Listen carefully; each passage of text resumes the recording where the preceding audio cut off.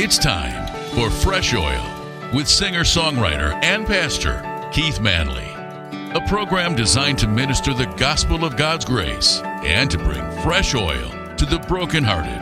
And now, with today's program, Pastor Keith Manley. Hello, my friend. Welcome to Fresh Oil. I'm your host, Keith Manley. And hey, we got a great subject this week. We're talking about the subject of miracles.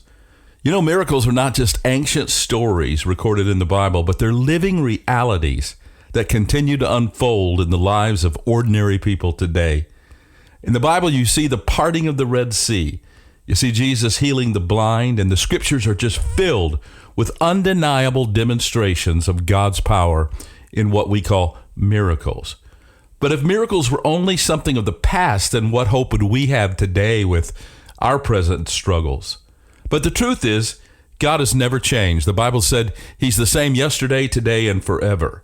He's never stopped working miracles. And His power is just as real today as it was thousands of years ago.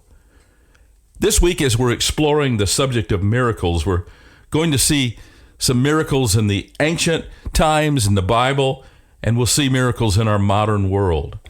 You know, a lot of people believe that miracles have ceased, that they no longer take place, but I believe with all of my heart that miracles happen today just like they did in the days of the Bible.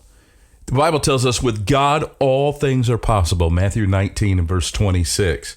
And Jesus made the statement, He said, anyone who has faith in me will do what I've been doing, and he will even do greater things than these. That's John chapter 14 and verse 12.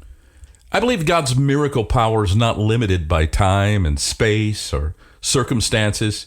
He's still in the business today of healing the sick, transforming lives, and the same God who parted the sea can intervene in your situation today, and God can do a miracle. Now, you might be thinking today, Keith, what is a miracle? People use that word casually to describe anything unexpected. You know, if they have a last-minute victory in a baseball game or some great financial breakthrough, they call it a miracle. To some people, finding a parking space in a crowded lot, to them is a miracle. But true miracles go far beyond coincidences or just good fortune. A miracle's a divine intervention where God does a supernatural event that defies logic or natural laws. It's God stepping into the affairs of our everyday lives in a way that only He can do. Now, the dictionary defines a miracle as an extraordinary event that demonstrates God's power and surpasses human ability and reveals His glory. Throughout the scriptures, we see miracles serving sometimes as a sign so God can point His people towards Himself. They're not just displays of power, but they're God's manifestations of His love and His mercy and His desire just to bring people into a deeper relationship with Him. In the Bible, in both Hebrew and Greek, the words for miracles really convey the idea of signs and wonders and mighty works. And these words, they emphasize that miracles are more than just random acts. They're pointing people towards God. The Bible's filled with different kinds of miracles, and today I want to just share a few of those different kinds. There's miracles of deliverance. One of the first miracles we see in the Bible is God delivering His people from Egypt, an impossible situation. And God parted the Red Sea in Exodus chapter 14 to deliver His people. You remember Daniel in Daniel chapter 6? He was in a lion's den, an impossible situation where he should have been devoured. But what did God do? God kept him safe. And Daniel used those lions as a pillow as he slept that night. And God kept his servants safe. How about Paul and Silas? We read in Acts chapter 16, they were in a prison, and God delivered them from that prison. So sometimes in our life, we need deliverance. We need God to rescue us when we're trapped and things look impossible. Our God rescues His people from impossible situations. And then there's miracles of healing. I know I experienced one in my life. About a year ago, God began healing my body when I couldn't even walk. And God brought me back to being able to walk again, and he did a miracle in my life. In the Bible, Jesus healed the blind, he healed the lame, he healed the deaf. And you find those miracles in Matthew 9, Mark chapter 7, John chapter 9. The New Testament is filled with the miracles of Jesus. There was the woman who had the issue of blood in Luke chapter 8. I love that story because the Bible said she had suffered from many physicians for, I believe it was 12 years. And along comes Jesus. And she said, if I could only touch the hem of his garment, I know I'll be made whole. The Bible says she pushed through the crowd that day. And when she touched the hem of Jesus' garment, she was immediately healed. Immediately healed. Now, there was Peter who healed the crippled man at the temple gate. Remember that? The man, Peter said, silver and gold have I none, but such as I have give I unto you. And he healed the man, allowing him to walk again. Then there's miracles of provision.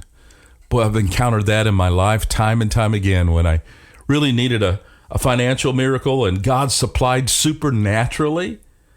Manna from heaven. In Exodus chapter 16, the children of Israel needed food, and what did God do? He supplied them with manna every morning and fed his children. And in Matthew chapter 14, I love the story of Jesus feeding the 5,000, one of my favorite places to go when I visit the land of Israel, and I'm going again this December. But I love to go to the mountain where Jesus fed 5,000 men, not counting the women and the children, with just 5 loaves and 2 fish. How about the widow who had the oil and that kept multiplying, and the prophet told her to go get all the jars she could get. And she kept filling them, and her oil never ran dry, and she always had more than enough. God supernaturally supplied her. Oh, then there's miracles of resurrection in the Bible. Times when our dreams have died, I want you to know God can resurrect those dreams. Times when you feel like you're never going to break through, and God brings a miracle of resurrection. Elijah raised the widow's son in 1 Kings chapter 17, and that great story in John 11 when Jesus raised Lazarus from the dead. Talk about an impossible situation, death, and Jesus brought Lazarus back to life again. And of course, his own resurrection in Matthew chapter 28, you'll read the story of Jesus being raised from the dead. What a great miracle that was. But you might be thinking today, Keith, what are the purpose of miracles? I mean, miracles are not just about supernatural power. They've got to have a purpose. Listen, friend, miracles reveal who God is, and they invite his people to trust in him. And throughout the scriptures, miracles served these key purposes. Let me share them with you. Number 1, to reveal God's glory. Every miracle points back to God being a great God. Jesus often performed miracles so that people would believe in him. In John chapter 2 and verse 11, it says, this beginning of signs Jesus did in Cana of Galilee, this is when he turned the water into wine, and manifested his glory, and his disciples believed in him. If there's anything that will definitely cause you to just believe in God, it's when you see a miracle. How about to strengthen our faith? Sometimes miracles come just to strengthen our faith. And listen, friends, seeing God work in supernatural ways strengthens the faith of believers. Jesus said in Mark chapter 16 and verse 17 and 18, he said, these signs shall follow those who believe. In my name they will drive out demons, they will speak in new tongues, they will place their hands on sick people, and they will get well. And then sometimes miracles just come to show God's compassion, just to let you know he cares about you. Many of the miracles that Jesus did just showed the compassion and his deep love he had for people. In Matthew chapter 14 and verse 14, it says this, when Jesus landed and saw a large crowd, he had compassion on them and he healed the sick. Sometimes miracles come also to bring salvation.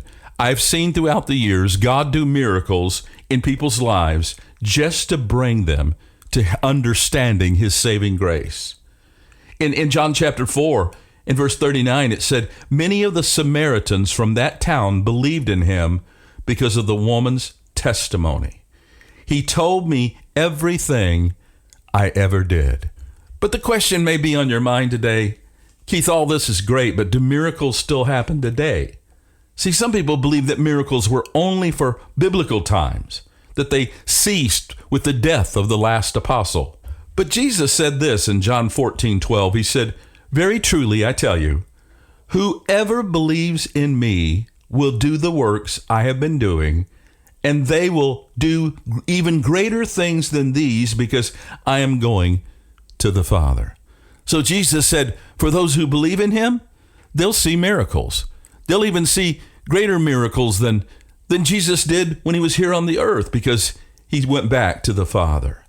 See, today, people all around the world still encounter and experience God's miracle power.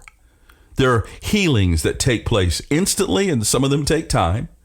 Supernatural provision where God supernaturally brings in the amount of money that you need. And you know what? God's still at work today, just like he was in the days of the Bible. I remember when I was 7 years old, I first learned that miracles weren't just stories from the Bible, that they could happen to ordinary people. It started with a small cyst that grew on the bottom of my right foot. At first, it was just an annoyance. It bothered me and something I didn't barely notice. But as time passed, it grew and it became painful. The doctors decided to surgically remove it, and they did. And my family thought that was the end of it. But not long after that, the cyst came back. My mother had just started attending a little church on the edge of town that believed that God healed today. And she had seen it firsthand because her best friend, Maxine, had been diagnosed with cancer. But after prayer, the cancer was gone completely, and she lived about another 50 years. And that makes you wonder, wow, if God can do a miracle like that, can he intervene in my situation? Well, one night during the church service, the pastor gave an altar call for anyone who needed healing.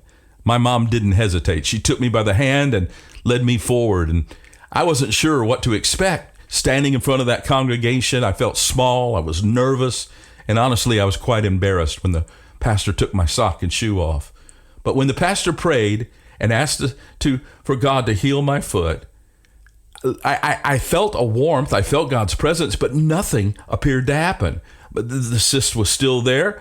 And as a child with childlike faith, I expected that cyst to be gone immediately, but it wasn't. And on the way home, I asked my mom why nothing changed. And she replied to me, sometimes miracles take time. You know what? That night, as I laid in bed, my mind was filled with wonder. And I knew I believed in the power of prayer. I knew God had done something, but I couldn't help feeling a little disappointed. Hadn't I done everything right? Hadn't he prayed right? But I wasn't healed.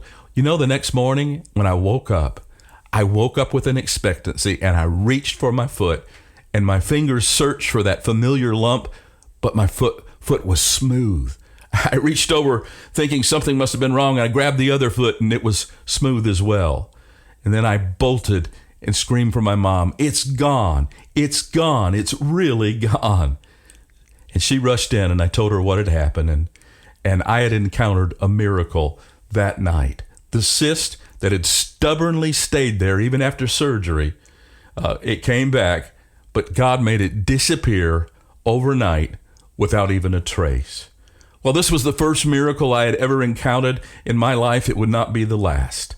God, again and again, has done miracles over the course of my lifetime. And my friend, I believe in miracles. They truly happen to ordinary people just like you and just like me. Thank you for joining me today on Fresh Oil. All week long, we're talking about miracles and how God still does miracles today. I'd love to hear from you if you are a listener to this show or this radio program, or you listen to the podcast. Drop me a note. Go by my website at weneedgod.com or email me at keithmanley@me.com. Walking Grace. Thanks for joining us today for Fresh Oil with Pastor Keith Manley. Fresh Oil is an outreach of Grace Family Church in Rockford, Illinois, and can be heard each weekday at this same time. You can reach us online at weneedgod.com Until next time, remember, God's love for you is unconditional, and He makes His mercies new every morning.